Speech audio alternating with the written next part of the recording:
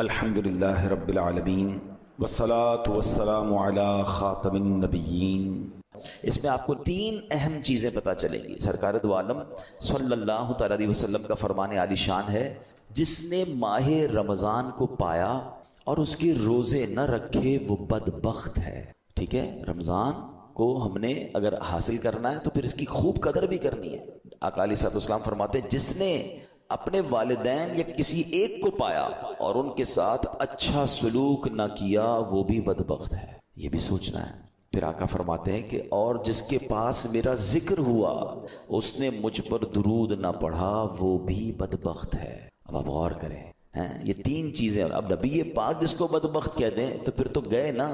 تو ماں باپ کی قدر، نبی پاک کا ذکر خیر ہو، فوراً درود پاک صلی اللہ تعالی علی محمد صلی اللہ علیہ وسلم۔ اور پھر فرمایا کہ رمضان کے روزے نہ رکھے وہ بدبخت ہے۔ تو اللہ کرے کہ ہم درود پاک کی قدر سمجھنے والے بن جائیں، محبت کے ساتھ بآواز بلند درود پاک پڑھ لیں۔ صلو علی الحبیب صلی اللہ تعالی علی محمد صلی اللہ علیہ وسلم۔ مرحبا صد مرحبا، پھر آمد رمضان ہے، کھل اٹھے مرجھائے دل، تازہ ہوا ایمان ہے۔ یا خدا ہم آسیوں پر یہ بڑا احسان ہے، زندگی میں پھر عطا ہم کو کیا رمضان ہے۔ ابر رحمت چھا گیا ہے اور سما ہے نور نور، فضل رب سے مغفرت کا ہو گیا سامان ہے۔ ہر گھڑی رحمت بھری ہے، ہر طرف ہیں برکتیں، ماہ رمضان رحمتوں اور برکتوں کی کان ہے۔ یا الہی تو مدینے میں کبھی رمضان دکھا، مدتوں سے دل میں یہ عطار کے ارمان ہے۔ سبحان اللہ۔ اے میرے پیارے اسلامی بھائیو، یہ وہ مہینہ آنے والا ہے جس میں نیکیوں کا اجر بڑھا دیا جاتا ہے، جنت کے دروازے کھول دیے جاتے ہیں۔ ہمارا سب سے بڑا جو دشمن ہے شیطان، ہمیں کون بہکاتا ہے، ہمیں گناہوں کی طرف کون کھینچنے کی کوشش کرتا ہے، وہ شیطان ہے۔ مگر شیطان کو قید کر دیا جاتا ہے، یعنی جس سے مقابلہ ہے نا اس کو تو قید کر دیا۔ اب ہمیں موقع دیا گیا کہ خوب نیکیاں کر لو۔ اور سبحان اللہ، اللہ قرآن مجید فرقان حمید میں فرماتا ہے، شہر رمضان الذی انزل فیہ القرآن۔ یہ مہینہ کون سا ہے؟ کہ رمضان کا مہینہ جس میں قرآن نازل کیا گیا۔ اس آیت کے اس جز سے پتہ چلتا ہے کہ یہ ماہ قرآن ہے، نزول قرآن کا مہینہ۔ ایک اور جگہ قرآن مجید فرقان حمید فرمایا جاتا ہے کہ یا ایھا الذین آمنوا کتب علیکم الصیام کما کتب علی الذین من قبلکم لعلکم تتقون۔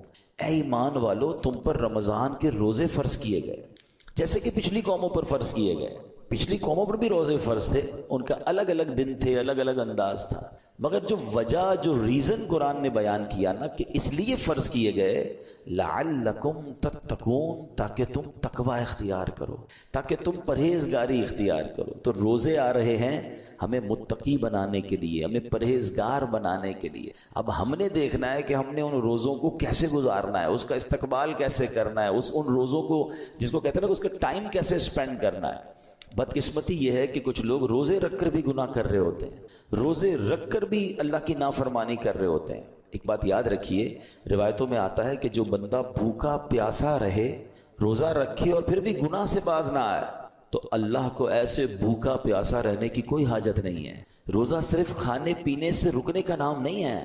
آنکھیں حرام دیکھ رہی ہیں اور بندہ روزہ رکھا ہوا ہے، کان حرام سن رہے ہیں اور بندہ روزہ رکھا ہوا ہے، زبان حرام بول رہی ہے اور ہم روزے سے، یہ کون سا روزہ ہے؟ یقیناً کھانے پینے سے رکنا ہے مگر گناہوں سے بھی رکنا ہے۔ اچھا دیکھیں، رمضان میں گناہوں کی شدت، اس کی سزا کی جو شدت ہے وہ کیوں بڑھ جاتی ہے؟ یعنی میرے اور آپ کی آسانی کے لیے شیطان بند کر دیا گیا، نیکیاں کرنا آسان کر دیا گیا، ثواب کا اجر بڑھا دیا گیا، مگر یہ کیسا بندہ ہے کہ پھر بھی گناہ سے باز نہیں آ رہا؟ آپ سوچ رہے ہیں کہ آپ کی میری فلیکسیبلٹی کے لیے، ہمارے لیے نیکیاں آسان کرنے کے لیے ہمارے دشمن کو بند کر دیا گیا، مگر پھر بھی بندہ گناہ کرتا ہے۔ اچھا، یہاں ایک بڑا دلچسپ سوال بھی لوگوں کے ذہن میں آتا ہے کہ جناب اگر شیطان بند ہے تو بندہ پھر گناہ کیوں کرتا ہے؟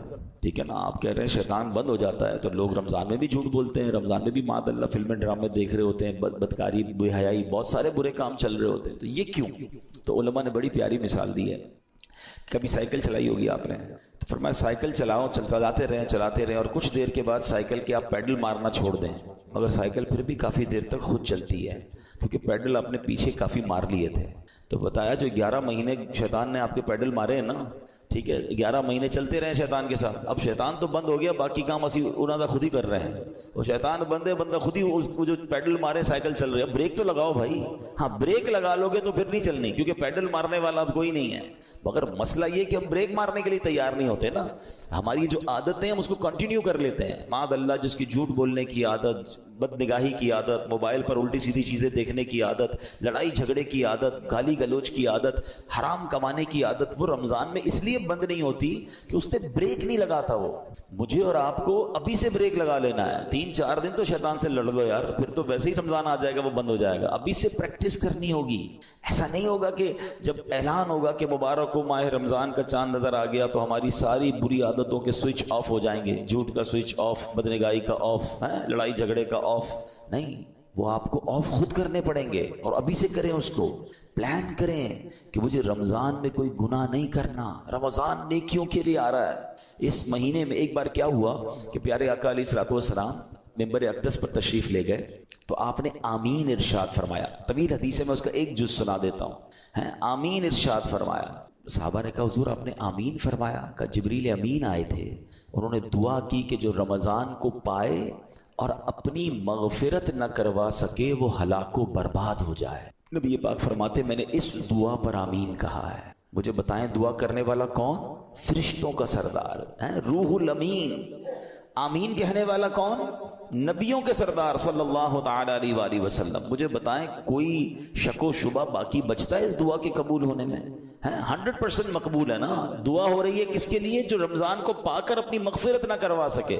تو اب آپ بتائیے کتنا کانشیسلی رمضان گزارنا چاہیے, کتنا فکر کے ساتھ رمضان گزارنا چاہیے کہ یار کچھ بھی ہو جائے میں نے رمضان میں اللہ کو راضی کرنا ہے, میں نے مغفرت لینی ہے, میں نے اس کو ضائع نہیں ہونے دینا ہے. تو اس کے لیے پریپریشن کریں نا, اس کے لیے تیاری کریں, اپنے ذہن کو فریش کریں, سوچیں میں نے رمضان کیسے گزارنا ہے. آ جائے گا تو دیکھ لیں گے. نہیں, آپ کے گھر پہ کوئی مہمان آنے والا ہو, ایسے کرتے ہیں کہ یار آ جائے گا تو دیکھ لیں گے. نہیں یار, اس کو کھلانا کیا ہے, بٹھانا کہاں ہے, انتظام کیا ہوگا. پھر جتنا اہم مہمان اتنی زبردست تیاری کرتے ہیں آپ. گھر بھی سجاتے ہیں, بعض اپنے گھر کو صاف کرتے ہیں کہ یار بہت اہم مہمان, ایسا مہمان جس کا برسوں سے انتظار تھا, میرا سب سے بیلوڈ, سب سے پیارا آ رہا ہے. تو آپ اور تیاری کرتے ہیں, اس کے استقبال کی تیاری کرتے ہیں, اس دن اچھے لباس پہنتے ہیں. تو کیا ایسا نہیں ہو سکتا کہ ماہ رمضان کی آمد سے پہلے ہم گھر میں صفائی ستھرائی کریں, گھر میں خوشبو لگائیں, اپنے لیے اچھے لباس, صاف ستھرے لباس تیار کریں, مینٹلی پریپیئرڈ کریں اپنے اور اپنے بچوں کو بھی. ہمارے بچوں کو بھی بعض اوقات نارمل لے رہے ہوتے, اچھا رمضان آ گیا ٹھیک ہے. نہیں, اللہ کرے کہ ہمارے گھر میں, ہماری فیملی میں, ہمارے خاندان میں, بلکہ ہمارے ملک میں, ساری دنیا میں ایک شور ہو, ایک خوشی کا سما ہو. مبارک ہو رمضان آنے والا ہے. Be prepare yourself. صحابہ کرام پریپریشن کرتے تھے. آپ کو پتہ ہے لوگ اپنے کاروبار سمیٹنا شروع کر دیتے تھے کہ یار رمضان میں زیادہ کام نہیں کرنا ہے, پیسے دینے تو دے دیے, لینے ہیں تو لے لیے. یہاں تک کہ جو حکام ہوتے تھے, جو ججز ہوتے تھے, جن کو معاف کرنا ہوتا تو معاف کر دیتے تھے, جن کو سزا دینی ہوتی تھی, یعنی جو چاہتے تھے کہ رمضان سے پہلے چیزیں کمپائل ہو جائیں اور پھر ہمارا فوکس جو ہے وہ رمضان میں عبادت پر رہے. یہاں تو ایسا ہے ہی نہیں. کچھ لوگوں کو تو پڑے پرواہ ہی نہیں, بلکہ الٹا ہو رہا ہے. کچھ لوگ ہو سکتا ہے کہ رمضان میں زیادہ پیسے کیسے کمانے اس کی تیاری میں لگے ہوئے ہوں گے. کچھ یہ بھی پریپریشن چل رہی ہوگی, یہ بھی سٹاک لے لو, یہ بھی خرید لو, اس کے ریٹ بڑھ جائیں گے, اس کو جناب اس میں بہت کمائیں گے, پھر آخری عشرے میں الگ کمائیں گے. رمضان کاروبار کے لیے نہیں, رمضان کھانے پینے کے لیے نہیں, رمضان تو مغفرت کروانے آ رہا ہے. آپ کو پتہ ہے پچھلے رمضان میں کئی لوگ ہمارے ساتھ تھے, وہ آج ہمارے ساتھ نہیں ہیں. ہمیں کیا معلوم. پہلے تو اللہ سے یہ دعا کرتے ہیں کہ یا اللہ خیر سے, عافیت سے ہمیں رمضان سے ملا دے. بڑی پیاری دعا ہے نا, اللہم بلغنا رمضان بالصحت وعافیہ. اے اللہ ہمیں رمضان سے صحت اور عافیت کے ساتھ ملا دے. پہلی دعا تو ہماری یہ ہے. اور پھر دوسری دعا یہ ہے کہ اللہ یہ رمضان ہمیں ہماری مغفرت کا سامان بن جائے. کیا پتہ یہی آخری رمضان ہو ہمارا. تو ہمیں اس کی قدر کرنی ہے, ذہنی طور پہ تیار ہوں. بلکہ میں تو مشورہ دیتا ہوں فزیکلی بھی تیار ہونا شروع ہو جائیں. زیادہ محنت کے کام تھوڑا کم کر دیں, تھکاوٹ والے کام کم کر دیں, زیادہ ٹریولنگ کم کر دیں. کیونکہ اگر آپ کی طبیعت خراب ہو گئی ہے, اگر جس کو فکر ہے نا کہ میں نے پورے روزے رکھنے ہیں, پوری تراویحاں پڑھنی ہے, تو وہ اپنے آپ کو ذرا سیکیور کرے گا. آپ کو پتہ ہے جس کی شادی ہوتی ہے کیا کہتے ہیں دولہے کو؟ بھائی ذرا خیال رکھنا، شادی والے دن ہی بیمار مت ہو جانا، شادی سے 4 5 6 دن پہلے 8 دن پہلے اس کو ریسٹ کرواتے ہیں، اس کو زیادہ ٹریول نہیں کرواتے. ٹھیک ہے، اچھی بات ہے، ایک بڑا ایونٹ ہے. تو جس طرح اپنے گھر کے کسی بڑے ایونٹ کی آپ پریپریشن کرتے ہیں، یو شوڈ تھنک اباؤٹ رمضان. یہ اللہ کی طرف سے تحفہ آ رہا ہے، یہ وہ مہینہ ہے جو میری مغفرت مجھے بخشوانے آ رہا ہے. مولا علی شیر خدا کرم اللہ تعالی وجہ الکریم کیا فرماتے ہیں؟ اس کا مضمون ہے آپ کی کال کا، اس امت کو اگر اللہ کو عذاب دینا ہوتا نا، اللہ کی رضا یہ ہوتی کہ اس امت کو پنشمنٹ ملے، تو اللہ انہیں رمضان اور قرآن عطا نہ فرماتا. یہ 2 چیزیں ایسی دے دی ہیں نا، جس کو پکڑ لو نا سبحان اللہ پھر بیڑا پار ہے. ہاں، رمضان اور قرآن دونوں قبر میں شفاعت کرتے ہیں. کیسے؟ رمضان کہتا ہے یا اللہ میں نے اس بندے کو جو ہے وہ کھانے پینے سے روکا تھا، دن میں کھانے پینے سے روکا تھا. قرآن کہے گا مولا رات میں نے سونے سے روکا، یہ قرآن پڑھتا تھا، تراویح سنتا تھا. تو جس نے رمضان اور قرآن کو تھام لیا نا، یہ دونوں آپ کا کام کریں گے، یہ شفاعت کریں گے قیامت کے دن. مگر جو نہ دن میں روزے رکھے نہ رات تراویح پڑھے، جو نہ دن میں عبادت کرے نہ دن میں اللہ کو راضی کرے نہ رات قرآن سے محبت کرے، تو وہ کیا کہاں جائے گا؟ Try to understand. ایک حدیث، اتنی حدیثیں میں آج بہت ساری چیزیں لے کر آیا تھا، مگر میں آپ کو کہوں کہ اگر رمضان کی فضیلت پر صرف ایک حدیث جو نبی پاک نے فرمائی نا، 1 لائنر، عقل مندارا اشارہ کافی است، کہتے ہیں نا عقل مندوں کے لیے اشارہ کافی ہوتا ہے. آقا کی ایک لائن کی جو حدیث ہے نا، سرکار دو عالم صلی اللہ علیہ وسلم فرماتے ہیں اگر میری امت کو معلوم ہوتا کہ رمضان کیا ہے، اگر میری امت کو معلوم ہوتا کہ رمضان کیا ہے، تو وہ تمنا کرتے کہ سارا سال ہی رمضان ہو. That's it. اسی سے بندہ سمجھ جائے کہ it means very big special, not only special. ایسا مہینہ ہے. اور نبی پاک سبحان اللہ آپ کا ایٹیٹیوڈ ہی بدل جاتا تھا، آپ کا اسٹائل ہی بدل جاتا تھا.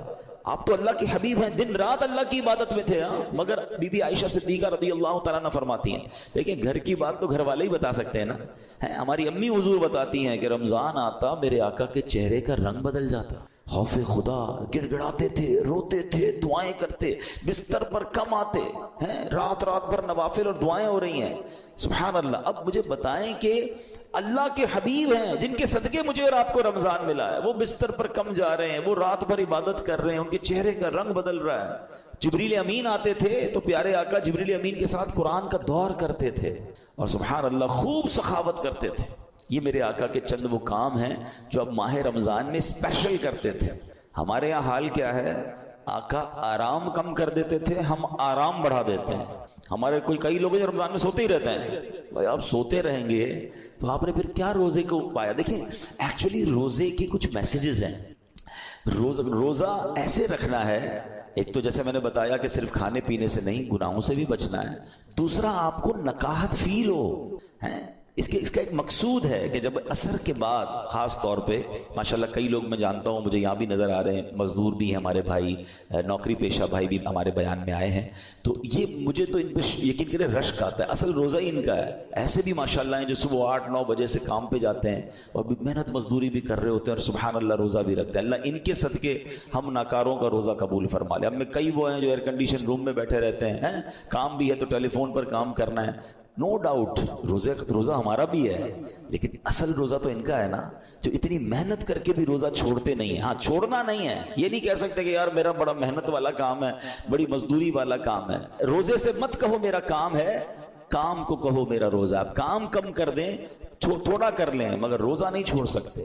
تو میں یہ بتانا چاہ رہا تھا کہ آپ نے دیکھا جب آپ کا روزہ ہوتا ہے تو عصر کے وقت بڑی عجیب سی فیلنگ شروع ہو جاتی ہے. کسی چیز کا جی نہیں چاہتا، تھکاوٹ لگ رہی ہوتی ہے، پیاس لگ رہی ہوتی ہے، زیادہ بات کرنے کو جی نہیں چاہتا، غصہ کرنے کو جی نہیں چاہتا، بحث کرنے کو جی نہیں چاہتا. کیوں؟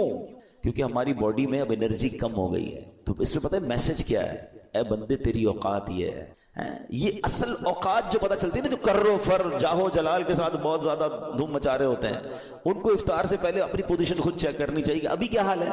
اور یہ صرف 12-15 گھنٹوں کی مار ہے. اللہ پاک چاہے تو تمہیں ساری زندگی ایسے رکھ سکتا ہے نا. افطار کے بعد سیٹ ہو جاتے ہو، لیکن یہ افطار سے پہلے کی کیفیت عاجزی کی کیفیت ہے. بندہ سمجھے کہ یہ میری اوقات ہے. دیکھیں اللہ کرے میسج لینے والے بنے ہم، ورنہ نہیں لینے والے تو کچھ نہیں لیتے. اسی طرح جب میں اور آپ بیمار ہوتے ہیں، ہلکا سا بخار ہو جائے، پیٹ خراب ہو جائے، وہ کہتے ہیں نا پنجابی وچ لگ پتا جاتا ہے ساڑی اوقات کی ہے، نہ بستر سے کھڑے ہونے کی ہمت، نہ بات کرنے کی ہمت، سردی لگ رہی ہے تو گھر والے کمبل اڑا رہے ہیں. کیسا بندہ جس کے جناب جاہو جلال، جس کے روب و دبدبا ہے، بالکل ایسا ہو جاتا ہے کسی کام کا ہی نہیں ہوتا ہے. لیکن بات یہ کہ اس سے بندہ میسج تو لے کہ یہ میری اوقات یار، ایک بخار، ایک پیٹ کا درد، ایک جناب گڑبڑ ہوئی طبیعت میں، بالکل میں تو 1 2 3 ہو گیا. تو میسج لو اس سے کہ یہ میری اوقات ہے، میں کس بات کا جناب اتراتا ہوں، کس بات کا کرتا ہوں. میرا رب چاہے تو ساری میری انرجی مجھ سے واپس لے سکتا ہے. پھر روزے میں افطار سے پہلے ایک اور میسج لینا ہے. وہ میسج یہ ہے کہ ہمیں یہ پتا چلتا ہے کہ بھوک کیسا بندے کو توڑ دیتی ہے. ہمیں پتا ہے ہم افطار کے بعد کھانا کھا لیں گے، مگر کئی بیچارے وہ ہوتے ہیں جو سارا سال بھوکے ہیں. کئی بار مہینے میں جن کے گھر میں روٹی نہیں پکتی ہے، ان کا تو گویا روز ہی روزہ ہے نا، وہ تو روز اس کمزوری سے گزر رہے ہیں. کئی بچے ہیں جن کو پورا کھانا نہیں مل رہا. پاکستان کی تو رپورٹ آئی تھی کہ کئی بچے جن کو پراپر نیوٹریشن ہی نہیں ملتا، وہ بڑے نہیں ہو پاتے، ان کی نشو نما ہی نہیں ہو پا رہی، کیونکہ نہ ان کو پروٹین مل رہا ہے، نہ ان کو دودھ مل رہا ہے، نہ ان کو غذا مل رہی ہے. تو جو امیر بھی ہے نا، اس کو بھی مزہ چکھا دیا گیا ہے، اس کو بھی سمجھ لو غریب کا احساس دلایا گیا ہے کہ افطار سے پہلے اپنی حیثیت دیکھو کہ جو تم اب اس وقت فیل کر رہے ہو سکتا ہے کئی لوگ ایسے ہو جو ساری زندگی یہ فیل کر رہے ہیں. تو اللہ کرے کہ یہ میسیجز تو لینا یار. تو یہ ہے روزے کی اصل، جس کو کہنا کہ بندہ گناہ سے بھی بچ رہا ہے، کھانے پینے سے بھی بچ رہا ہے. اب افطار کے وقت ہاتھ اٹھا کر پھر دعا کرنی ہے. آپ کو پتا ہے خاص وقت ہے افطار کا، حدیثوں میں آتا ہے جس کا مضمون ہے کہ روزانہ رمضان میں افطار کے وقت 10 لاکھ گناہ گاروں کو جہنم سے آزاد کر دیا جاتا ہے. اور وہ 10 لاکھ کون سے ہیں؟ کہ جن پر گناہوں کی وجہ سے جہنم واجب ہو چکا تھا. مجھے سچ بتاؤ پھر افطار کے وقت ہماری کیفیت کیا ہونی چاہیے؟ کاش ہم اپنے گھر والوں کو بات سمجھائیں. ہمارے گھر میں تو ہنگامہ مچا ہوا ہوتا ہے، بھائی جلدی سے شربت لے آؤ، تو پکوڑے کدھر ہیں، تو دہی بلے کدھر ہیں، پتہ نہیں افطار ہے یا کوئی مارکا ہے. ارے یہ مغفرت کا وقت ہے. اگر واقعی آپ نے افطار کا انتظام کرنا بھی ہے تو اپنی فیملی سے بھی، ان بیچاروں کو بھی کچن سے نکالیں، ان کو کہیں 10 منٹ پہلے ختم کر دیں، سب کچھ دسترخوان پہ رکھ دیں اور آپ بھی آ جائیں. اب مل کے دعا کرتے ہیں. کتنا اچھا گھر ہوگا، کتنا اچھا دسترخوان ہوگا کہ باپ بھی بیٹھا ہے، ماں بھی بیٹھی ہے، بچے بھی بیٹھے ہیں اور سب کے ہاتھ اٹھے ہیں کہ مولا آج پھر افطار میں 10 لاکھ بخشے جائیں گے. اے اللہ ہماری بخشش فرما دے، ہمیں محروم نہ کیجیے. اور کراچی والوں کو تو گولڈن چانس یہ ملتا ہے کہ جس وقت ہمارے افطار کا وقت ہوتا ہے عین اسی وقت، یعنی اس سے 15-20 منٹ آدھا گھنٹہ پہلے مدنی چینل پر شاندار دعاؤں کا سلسلہ ہوتا ہے. آپ اپنے گھر والوں کے ساتھ مدنی چینل پر شامل ہو جائیں.